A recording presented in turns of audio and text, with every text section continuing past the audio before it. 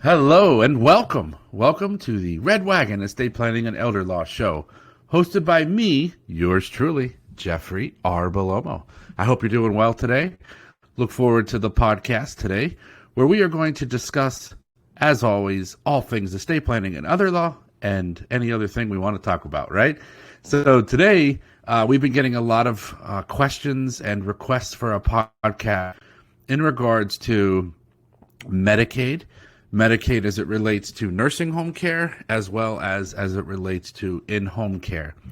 And for those of you who listen to our podcast, you know that I am a licensed attorney in the state of Pennsylvania, where we do elder law, estate planning, and elder law. I am a certified elder law attorney under authorization of the Pennsylvania Supreme Court, as well as I have a master's in taxation, certificate in estate planning, and it's all I do. So I'm a little boring, but don't hold that against me, all right? But we've been getting a lot of questions about the current status or state of the Medicaid program, what we're seeing, doing it every day on a pretty large basis, and kind of where we stand as of right now. So remember, like any other show, please do not take legal advice or make decisions based upon this show or any other show. If you're looking for specific advice in regards to your specific fact pattern, please reach out to a licensed attorney in the state that you reside in who works and specializes in the area that you are looking for. So if you're in Pennsylvania and you're looking for information in regards to estate planning and elder law, we would be honored at Belomo and Associates to work alongside you. You can find us at www.belomoassociates.com or 717-845-5390. We look forward to seeing you soon, and I hope you enjoy this podcast and every other Red Wagon Estate Planning and Elder Law Show podcast that you listen to. Please take a minute, like us, follow us, listen to our podcast, share it with your friends. We greatly appreciate it. So let's talk Medicaid. What is Medicaid? It is a federal program that essentially had its origin in the law in an act called DRA 05, Deficit Reduction Act of 05, and OBRA 96. So DRA 05, 2005, as well as OBRA 96, 1996, okay? So that's where the law originated, and then, of course, every state gets to interpret the federal law as they see fit. So several years ago, I was fortunate enough to travel the country teaching lawyers for an organization called Lawyers with Purpose. And I was able to train trust law, Medicaid law. Why? Well, because trusts are governed under the Uniform Trust Codes. Medicaid is governed under Medicaid federal law. Now, as I was teaching the program, I would always say to them, this is a blue sheet item. So we had a blue sheet in their packet, and they would pull it out, and that was for state-specific items. So what we would do is we would tell them, okay, now the law has a couple different ways to interpret this, or the law has a couple different ways that the states could do it.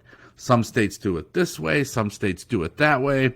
Be sure to write it down on a blue sheet, and when you get back home, take a look, verify it, call your county, sit down with your caseworker, right? So I did that back in 2010. I did sit down with the caseworkers locally and ask them some questions about state-specific items, and that is why, as a general rule, you can teach trusts and Medicaid across the country. Now, Pennsylvania has what is called a Long-Term Care Handbook. Every caseworker in the state of Pennsylvania who works in this kind of Medicaid arena, they're called income caseworkers for the state of Pennsylvania, they get access to this handbook. It is online. You can find it online.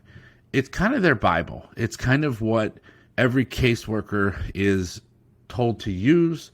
Also, it tells them what the Pennsylvania interpretation is and what the Pennsylvania rules are. Now, that's good.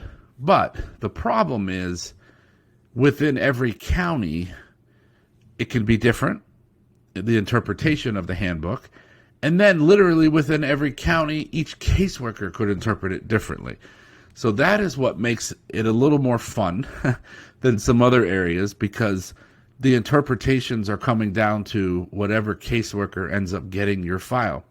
And in a county like York and Lancaster, where we primarily practice, there's several caseworkers. So it's a crapshoot as to who you're going to get. You don't know ahead. It's a lottery. It's a a luck kind of thing, or unluck, I guess, depending on your opinion. There was a point in time where I could literally tell a client, if we get this caseworker, this will happen. If we get this caseworker, this will happen. Now, there has been some turnover, and we're not quite, locked into the newer ones as far as how they're interpreting things. But that's just how kind of obvious, or how entrenched some people are, in that we know ahead of time, if we get so-and-so, this is what's going to happen. So it's kind of an interesting way to practice law, right? Because you don't know case to case, moment to moment. So we know that we have the federal laws, DRA 05, OBRA 96, and then the state has the Long-Term Care Handbook, where they interpret sort of the laws of the land, if you will, in Pennsylvania. And then each county gets to interpret the handbook. Each caseworker sort of interprets as well. Now, there are case supervisors within every county. So a lot of times, if you get a determination that is not going in your favor, we're able to reach out to the supervisor, have a conversation, particularly if we can anchor back to the law or anchor back to the handbook. And then ultimately, Department of Human Services has an attorney in Harrisburg that it covers our region. And of course, every region of the state is covered. And ultimately, they're the ones who make the final call. So in a legal scenario where we might be interpreting something differently, depending on who it is we're talking to, if I know that I'm right, and I know that the law is in my favor, we'll reach out directly to DHS counsel, and then we'll let him or her know kind of what's going on and what county we're in, what the case file is, and then assuming that we're right in that the law is on our side, the DHS counsel will reach out to the county and, let them know that, in fact, they do have to follow the law and that we are correct. I won't name names, but we were practicing out of county in western Pennsylvania a couple years ago in a case, and literally the caseworker called my team member in the Medicaid department and said, we don't do that in these here parts. And my team member said, well, what do you mean you don't follow the law in those parts? And the person said, no, we don't do that out here. That's not what we do. So of course we called counsel. Counsel agreed that we were right, called the county and told them that they had to approve it. I don't think the caseworker was necessarily happy, but it also shows you that not every county in the state has practicing elder law attorneys who truly understand these rules, who truly understand these laws like we do and like we practice in York and Lancaster County primarily. So that was interesting. I mean, when you head into other counties, we know we're right. We know we're following the law. Sometimes we need the DHS to step in every now and then. So no big deal on that. So we know Medicaid is primarily nursing home long-term care, right? So a lot of people think that Medicare, which is health insurance, is going to pick up a nursing home. In fact, that is not true.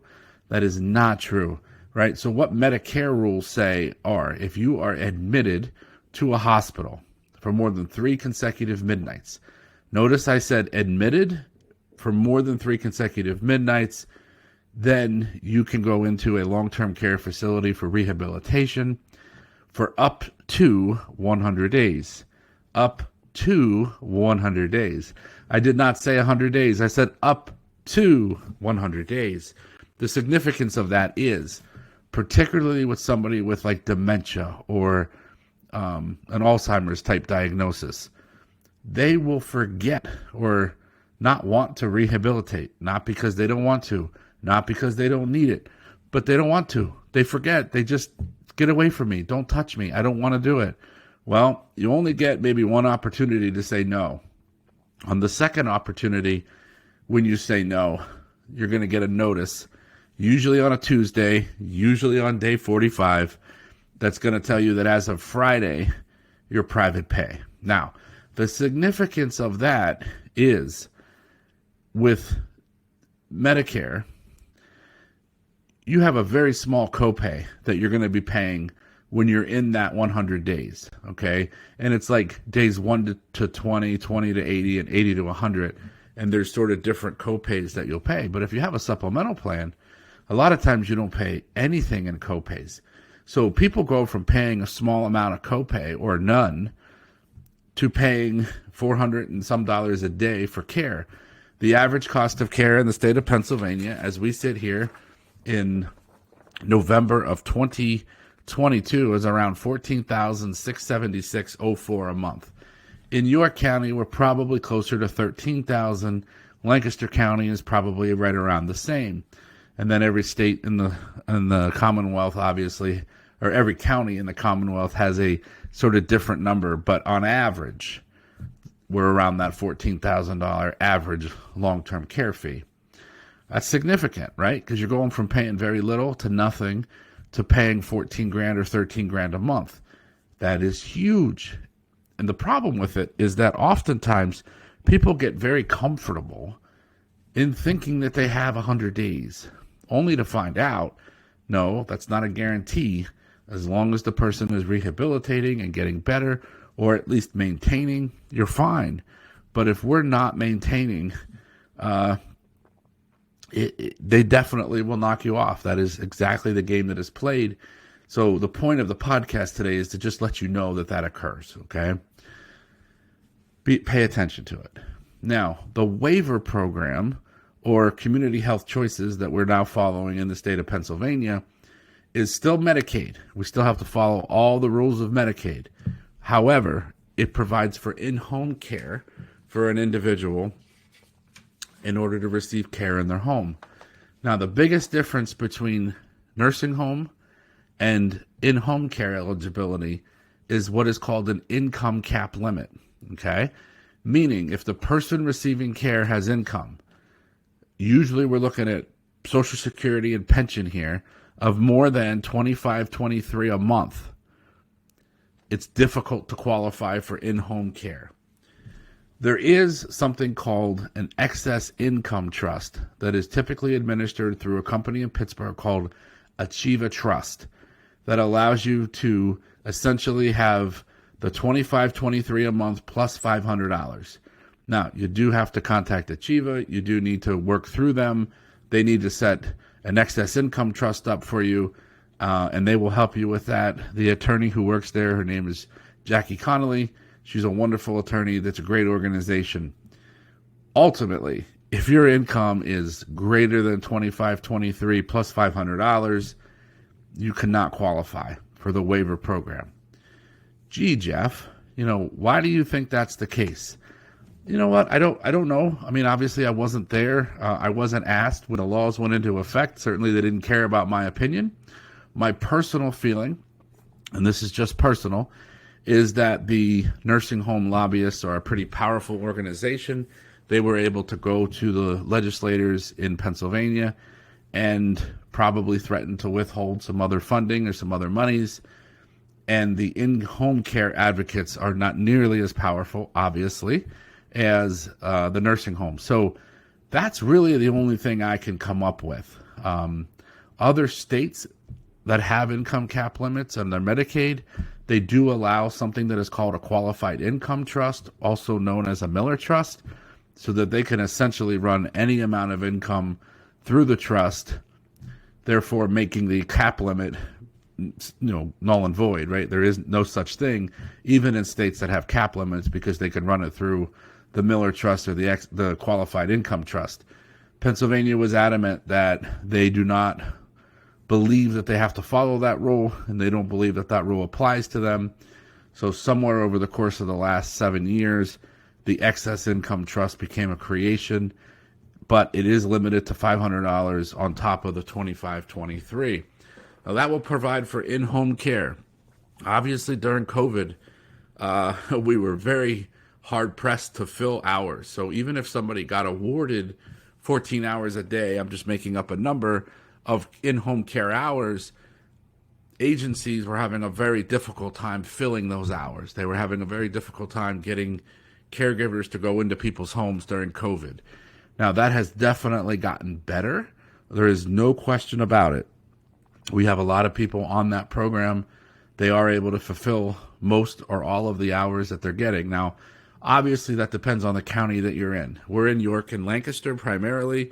We do some work in, the Harrisburg area, Hershey area, Adams County. For the most part, this side of the state, this part of the state is pretty solid right now with hours. It's not perfect, but we're certainly doing pretty well around here. I do know from practicing in other areas of the state that the more rural areas are still having a difficult time filling hours. And unfortunately, if the person in the home needs the care and can't get them through an agency, can't get caregivers to come into the home, then a lot of times they're forced to go into a long-term care situation. It's the same with our long-term care. During COVID, some were shut down. Some had outbreaks of COVID. They weren't letting anyone come in or out. Now that part has alleviated, but we are still hearing some situations of people having a difficult time getting a bed of choice. They will find a bed. They will get a bed. There's no doubt. I have no concerns about that. But you can't pick. You can't choose necessarily like you could do before maybe COVID. Now it's maybe a little more picky. Maybe you don't have quite as much say as you did. But for the most part, there are beds, not always exactly where you want them to be, but certainly that is not something that is of a huge concern at the moment. And I think every day that goes by and the further we get away from COVID, both the in-home care hours as well as the nursing home hours will get certainly better as we go. Just a reminder that I'm doing this podcast in November of 2022. So the number that I just gave you of $25.23 plus $500 will go up as of January. They have not yet released the numbers officially. There's rumors, there's talk. We think we know what it's going to be, but we're waiting for the official word. So if you're listening to this in 2023, just know that number may be slightly higher. In the state of Pennsylvania, when a person qualifies for Medicaid, the amount of money that they're allowed to keep is dependent upon their income. All right. So if their income is less than $25.23 a month, they can keep $8,000. If it's more than $25.23 a month, they can keep $2,400 in assets. Now, as we've discussed on another podcast, just because you're allowed doesn't mean it's a good idea. So when a person dies, if they own assets in their name alone, more than $2,400, the state of Pennsylvania has a right to a state recovery. A state recovery is a program that looks at what assets that you own in your name alone. What assets are going through probate, right? Probate are assets that are in your name alone.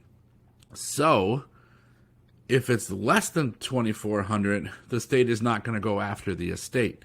So we typically make sure that that person has less than $2,400 of assets in their name alone. Why? Because if they have more, the state's going to require you to open an estate, essentially hire a lawyer to pay the state back, right?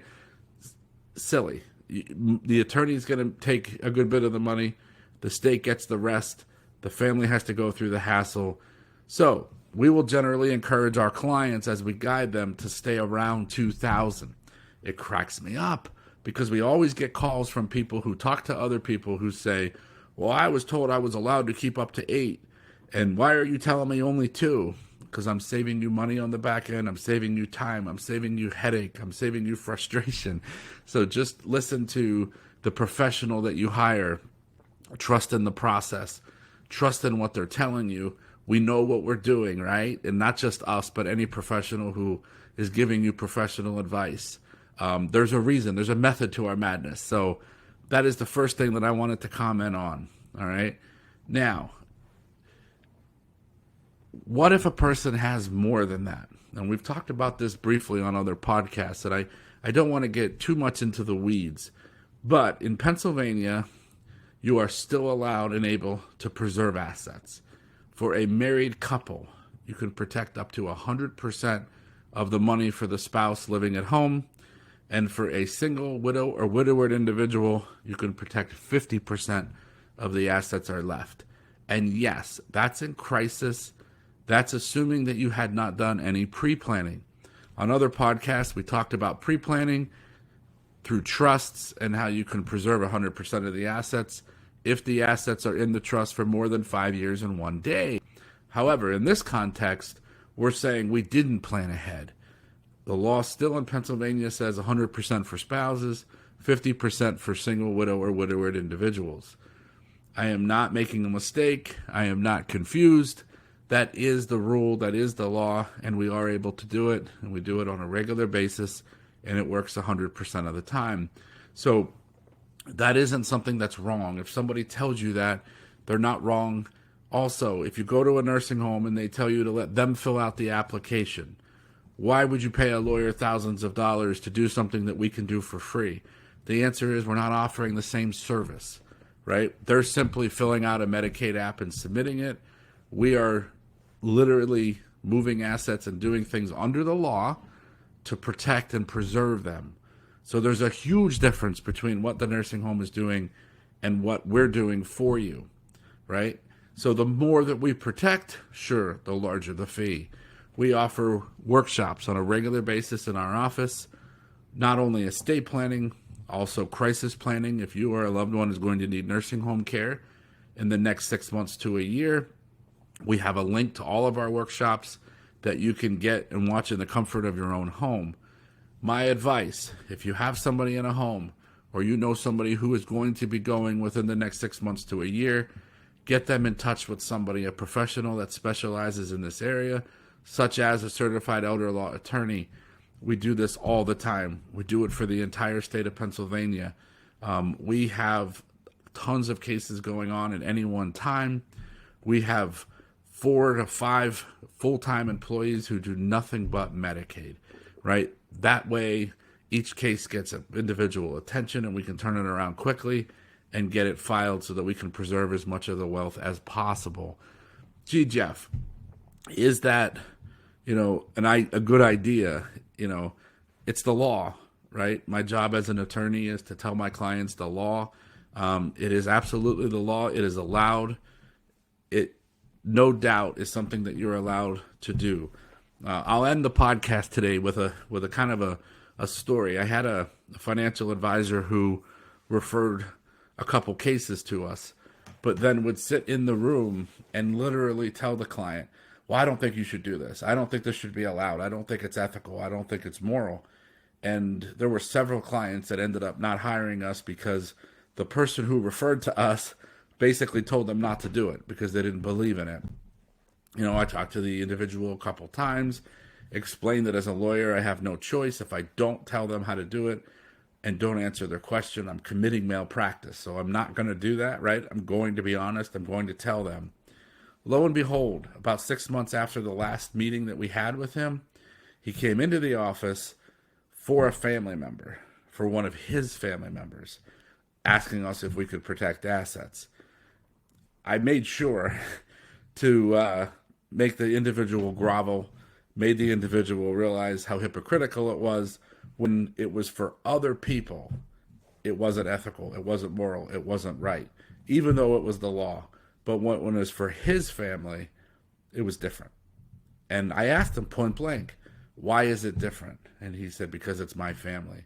I never knew what it would feel like to be in this situation. I was giving that advice from an ivory tower. I was giving that advice just because I didn't realize what it was like to go through it. And I asked the individual to please contact the people that he told not to hire us, who lost, some of them, a couple $100,000 because of his advice, and apologize. And my understanding is that he did do that to the clients that he worked with. And that just made me feel better knowing that at least he reached out to them. So if you're asking me, it is absolutely legal. It is the law. You are allowed to do it 100%. Until the legislator changes the rules in the law or courts change it, it is allowed. Therefore, as a lawyer, it is my duty to tell you that you can do it. So, thank you for joining us on the podcast today, where we discussed the updates and current status of Medicaid laws in Pennsylvania and the current status of getting hours for agencies in the home under the waiver program and finding Medicaid qualified beds in the state of Pennsylvania. We hope you enjoyed the Red Wagon Estate Planning and Elder Law Show. Please remember, do not take legal advice from this show or any other podcast or any other show. If you need advice in a particular situation, please seek a licensed attorney in your area who specializes and works in the area that you're looking for. If you're in the state of Pennsylvania, we would love to help you. You can locate us at www.belomoassociates.com or 717-845-5390. We hope that you enjoyed this podcast, and we look forward to seeing you on the next one. Thank you very much, and have a wonderful day, everybody. Take care.